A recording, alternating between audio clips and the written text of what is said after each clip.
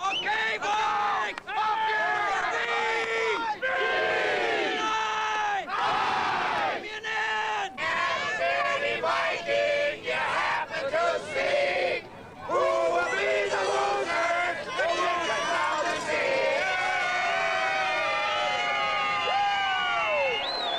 There are times when an athletic event transcends the boundaries of sport and becomes embedded in a nation's consciousness.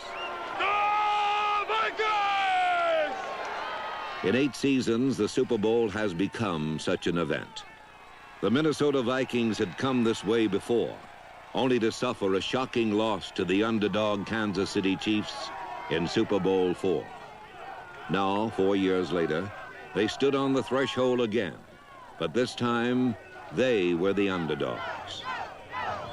In those same 4 years, the Miami Dolphins had risen from the dregs of the sport to a world championship.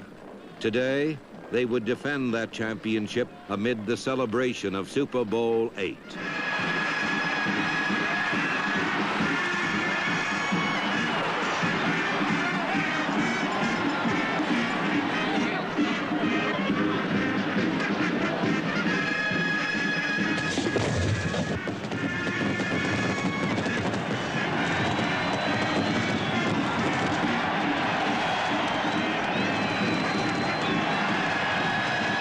In the emotional fever of Super Sunday, attention naturally focused on the superstars. But trailing just behind was a supporting cast almost out of place amid all the pre-game hoopla. Their performance would determine the outcome of Super Bowl VIII.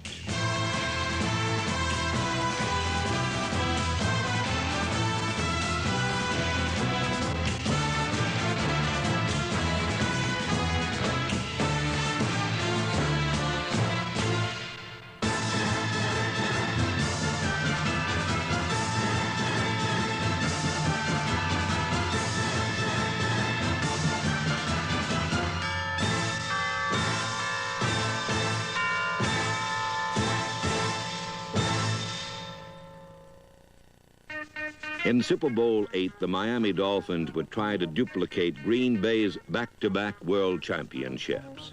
But Dolphin coach Don Shula was more concerned with the task at hand. In his own words, Shula describes his plan of attack.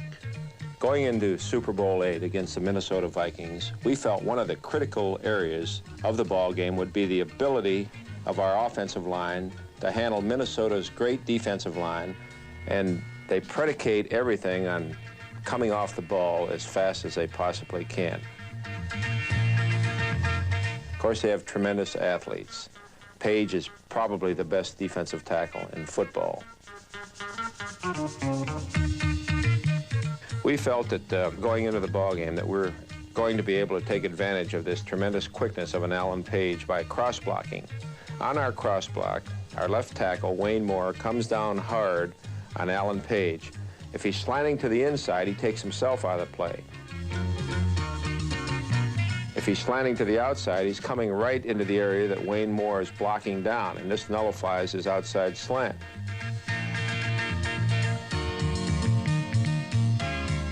Kuchenberg, on this play, lets Wayne Moore go first, and then he pulls to the outside, and he blocks out on their defensive end. The play was very effective, and it was only because the cross block was the type of blocking that should be used against these hard-charging defensive linemen.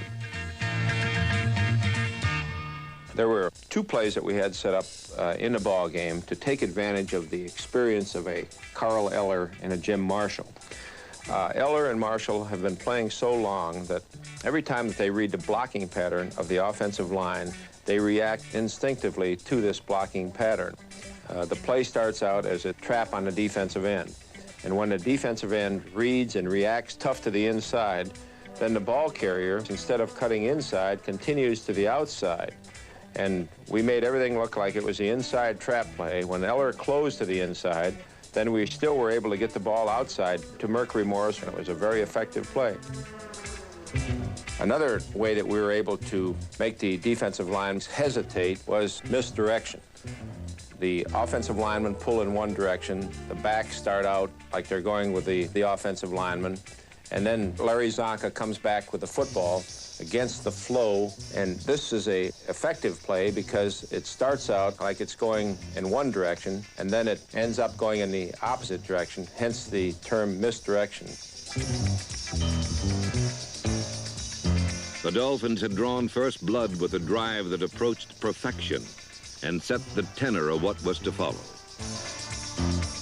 The offensive line had been brilliant as they outmaneuvered, outflanked, outthought, and outright handled the feared purple people. Mixing cross blocks to take advantage of Page's quickness, negative influence traps to get outside Eller and Marshall, and misdirection, Miami swept 62 yards in 10 plays for a 7-0 lead. In the crucial opening confrontation, Miami's offensive line had met the foe and established a decided advantage. Now it was Minnesota's turn. The Vikings' offensive line knew they had to retaliate quickly, and they fired out with purpose.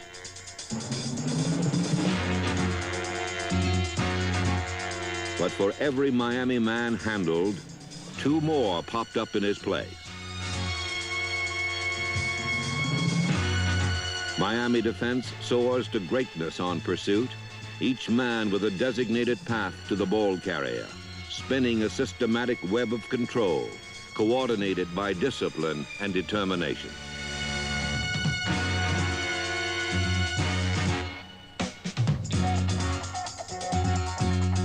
The many-headed monster of Miami pursuit was especially frustrating to Rookie of the Year Chuck Foreman, number 44.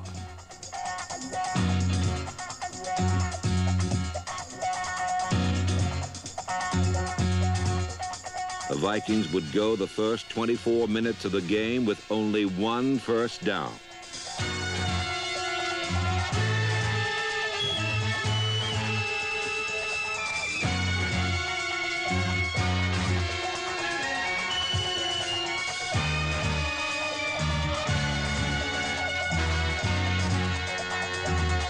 Miami buried Minnesota with pursuit and then turned the ball over to Bob Greasy.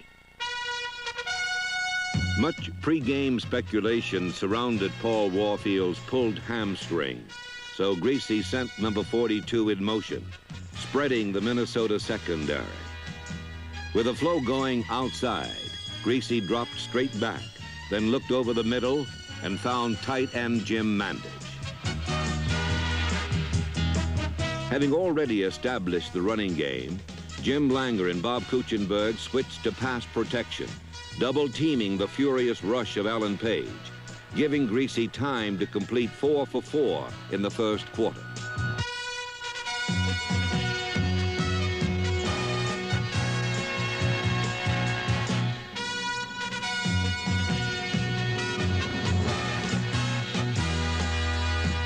The 4th completion went to Marlon Briscoe inside the 5.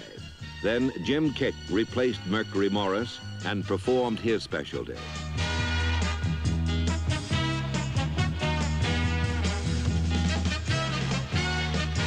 With 2 plunges, Kick took the ball over for Miami's 2nd touchdown. After 1 quarter of domination, the die had been hammered deep, and the Dolphins were in complete control, 14-0. Stay tuned for more Film Session. Now the Dolphin defense turned to its 53. Bob Matheson carried in the 53 defense, providing an extra linebacker for Miami's zone pass coverage. With a 2-touchdown advantage, the Dolphin zone was calculated to prevent long gains and make the short ones painful. Number 10, Fran Tarkington, would complete more passes than any quarterback in Super Bowl history. But the swarming Dolphins kept control by shutting off the passes he needed most. Each time Tarkington looked deep, his game breaker was under wraps.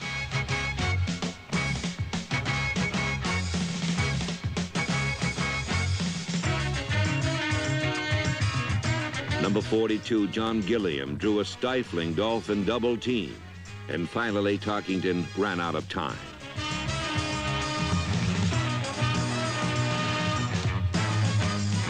While Miami's 53 defense handled the job of prevention, Don Shula paced the sideline, devising a new plan of attack for his offensive line. Early in the game, our cross block was effective against the hard-charging Alan Page and Jim Marshall. You could see the concern on the part of the Minnesota Vikings football team when they felt that they were being hurt, yet they knew that they were taking their own responsibilities. Then they started to be more cautious, and this restrained them from charging as hard as they had been charging across the line of scrimmage. When we sensed this offensively, we decided to change our attack pattern to a more straight-on, man-on-man blocking pattern. And when the Minnesota linemen now started to wait to see what we were going to do, whether we were going to cross-block or whether we were going to use negative influence and try to get the ball outside, then we were able to get on them in a hurry with our straight blocking, move them off the line of scrimmage, and again enable Zonka to find some running room.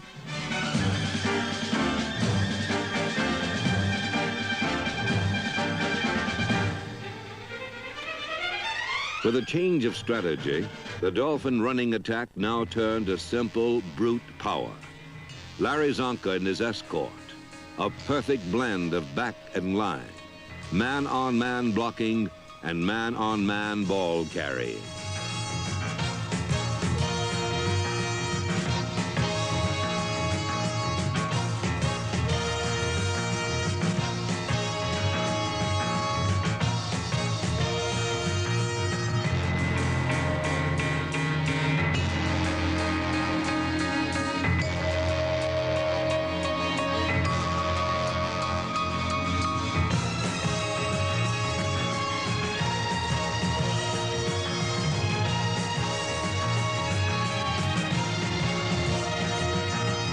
At last, Minnesota ganged up to stop Zonka, inches short of a first down, leaving Garo Yepremian a chip shot from the 28.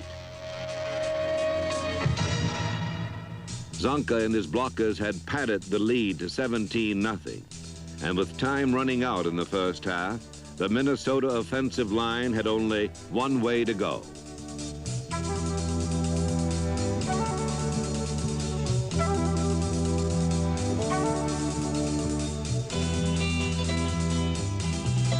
At last, Talkington found Gilliam deep and uncovered, and suddenly the Vikings were threatening. With time slipping away, Talkington bootlegged his team even closer.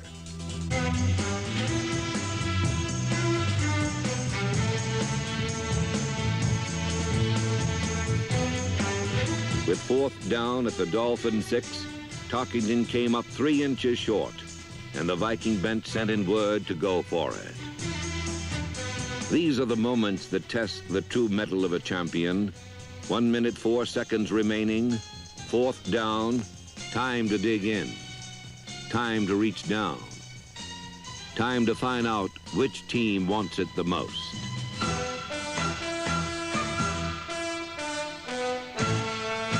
Out of the pile rose the Miami Dolphins victorious. A replay shows why. For an instant, the Vikings had split the Dolphin defensive line, and number 62, Ed White, was leading Oscar Reed to the end zone. But number 85, Nick Bonaconte, closed quickly to meet Reed at the line of scrimmage, jawing the ball loose in first down territory. Miami's Jake Scott decided the issue with a diving recovery. Once again, a key confrontation had fallen to Miami. Minnesota's sudden uprising had yielded not 1 point, and the half ended with the Vikings discouraged and down 17-0. Stay tuned for more Film Session on the NFL Network. The Miami Dolphins returned for the second half with a comfortable pad and overinflated confidence. On the first play, John Gilliam quickly brought them back to reality.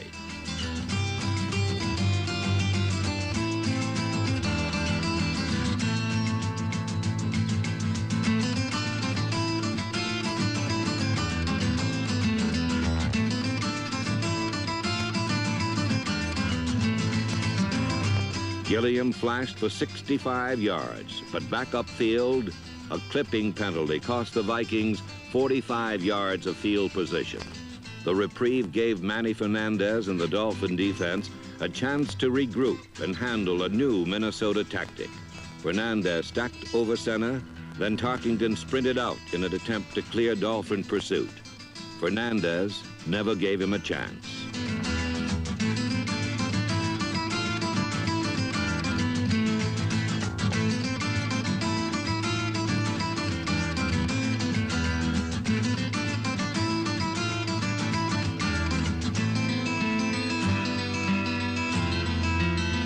While the Miami defense picked up where it had left off, Paul Warfield loosened up on the sideline, waiting to add another dimension to the Dolphin attack. Warfield had limped through the first half, acting as a decoy, protecting a pulled hamstring, waiting for just the right moment to cut loose. Now, on Miami's first possession of the second half, Don Chula called his signal, and Warfield exploded upfield.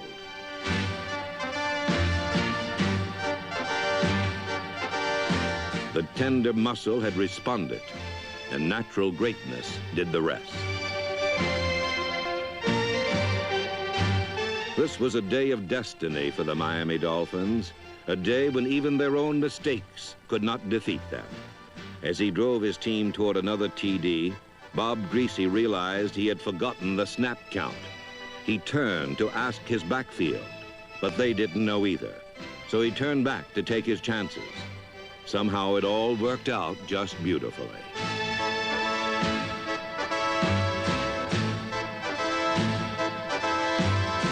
Larry Zonka blasted in, and the broken play gave Miami an awesome 24-0 advantage. Stay tuned for more Film Session on the NFL Network. The Vikings had been pushed around and penalized all afternoon. Finally, their cool veneer wore thin, and angry rumblings began to break through.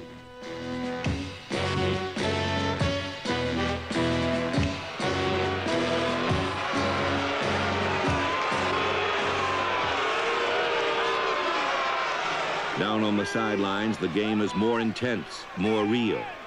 Now, although hopelessly behind, the aroused Vikings would strike back in anger at the source of all their frustrations.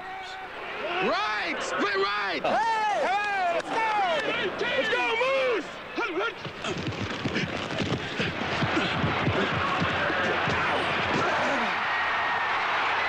to stick it, Carl, baby! Way to stick! Come on, Greasy, get up! Get up! Let's go, Moose!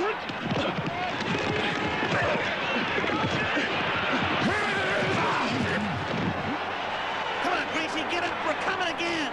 Slide power 21 on one.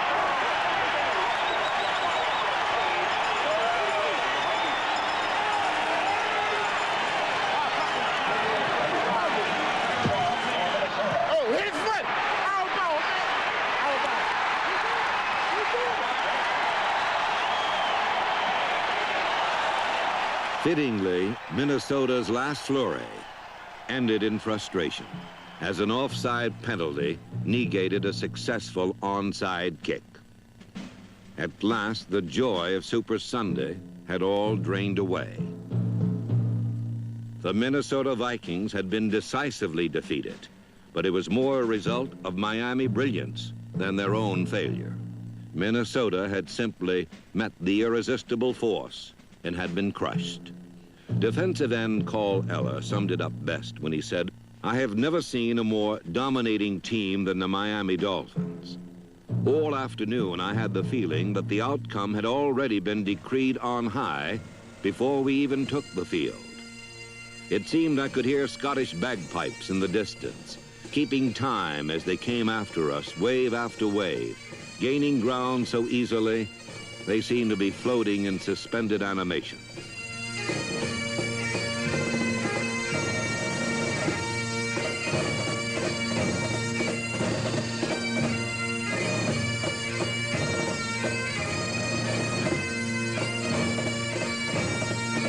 It was a weird, surrealistic scene, as if we were on the sidelines, watching our own struggle, yet being powerless to do anything about it. After a while, it was obvious they could not be stopped.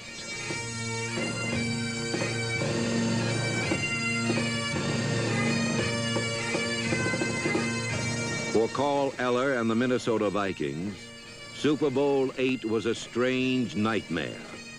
For the Miami Dolphins, it was a dream of near perfection, a performance unequaled in Super Bowl history. As time ran out, accolades rained down on the Miami superstars. Larry Zonka had convinced the nation of his greatness with a Super Bowl record 145 yards rushing and was named Player of the Game. But there were others who shared at least equally in his accomplishment. 5 anonymous men had turned in a performance of artistry and rare beauty that few who watched the game were even aware of. Yet their coach and teammates knew, in the end, the game ball was in appropriate hands, as the Miami Dolphins, one and all, earned the right to be called world champions.